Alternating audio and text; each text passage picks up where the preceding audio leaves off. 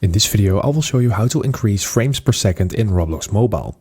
So we're playing this game, as you can see, and let's say that we want to increase the FPS, then we're going to do the following. So first of all, we're going to click on this Roblox icon at the top left, and then from here, we're going to click on settings, and then from our settings, we are going to scroll a little bit down, and there we will find graphics mode. And in order to increase your frames per second and to enhance your video quality, you need to set this to manual, as you can see. And then you can adjust the graphics quality just down below. So you can just give it a little plus.